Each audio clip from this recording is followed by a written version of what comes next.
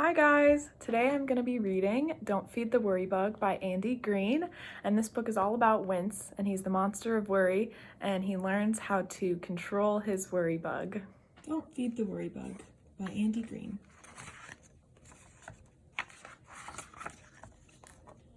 On a bench in a park on a bright sunny day, Wince, the monster of worry, let time slip away. He looked at the clock. It was 2:15, when Wince started to think about all he must do. He had homework and laundry. He needed clean pants. He must bake some cookies for the Worry-Woo dance. Then Wince started to wonder. Did he leave the lights on? Was his backside too poofy? Where had all his friends gone? And his worries kept growing, till he heard a soft buzz that made his goosebumps appear.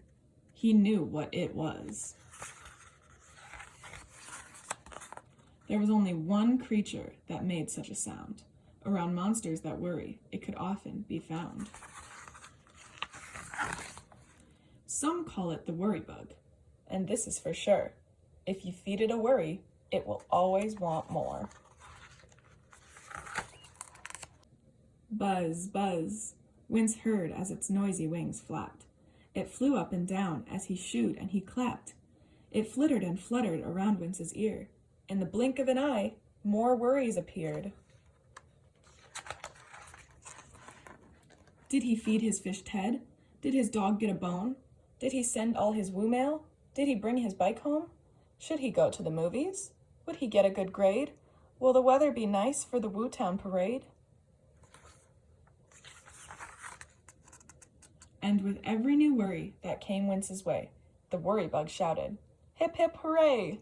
For the more that Wince worried, the more the bug grew. It nibbled and munched on his worry-filled stew. Wince said to the WorryBug, "Perhaps you should leave." He asked quite politely. He even used please. Yet the WorryBug stayed, for the two of them knew that Wince would still worry. That's what he would do. As day turned to night, Wince got ready for bed. The WorryBug yawned and laid next to his head. But its buzzing kept Wince from going to sleep. So he tossed and he turned, and he tried to count sheep.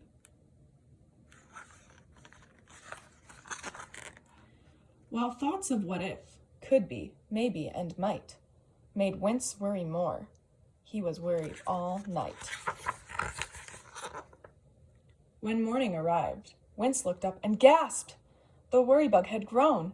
It had happened so fast. It used to be tiny, an annoyance quite small. Now it covered his kitchen, the ceiling and wall. The bug's belly gurgled, full of worries it was. No longer could Wince sweep it under the rug. Its buzzing went on, and Wince started to fret about all of the things that hadn't happened just yet. No cookies were baked. The laundry had piled. Wince hadn't done homework in such a long while. "Enough!" Wince exclaimed. "There must be a way to get rid of a WorryBug. It can no longer stay." So Wince went to the library to read and take notes about catapults, cranes, wagons, and goats.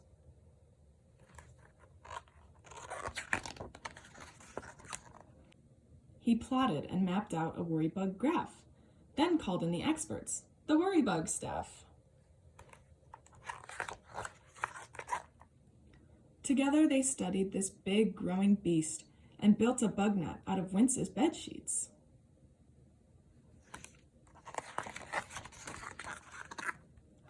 They were having such fun, Wince was worried no more, and soon he was baking and doing his chores.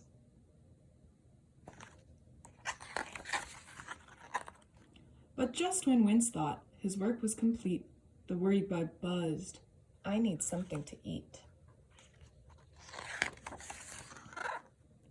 Wince looked at the bug. It was once again small. For while Wince had been busy, he hadn't worried at all. "You've ignored me all day," the tiny bug said. and you haven't been worried, so I haven't been fed.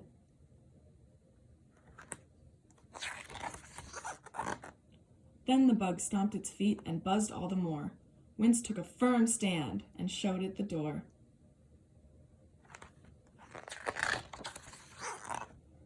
I've got things to do. I must work, I must play. I'm not going to worry, so go on your way. Buzz, buzz, Wince heard as the bug flew about, still trying to make one last worry come out. It fluttered and flittered around Wince's ear, yet Wince couldn't give in, and it soon disappeared. Wince knew very well that this wasn't the end. The bug might be back if he worried again. But Wince would be ready, should he hear that buzz buzz, to say no to the worry bug simply because Wince had learned that his worries got bigger each day when he allowed the worry bug to nibble away. So to all of you worriers, Wince wants you to know, don't feed the worry bug, or your worries will grow. The end. Thanks for listening. Below in the description, I attached a worksheet with questions that you can use with your students. You can use them before reading the book, during reading the book, and after reading the book. This is a really great book with really colorful illustrations to teach your students about how to control their anxiety. It's a really, really great topic to talk about with young students, and I hope that it's helpful in your classroom.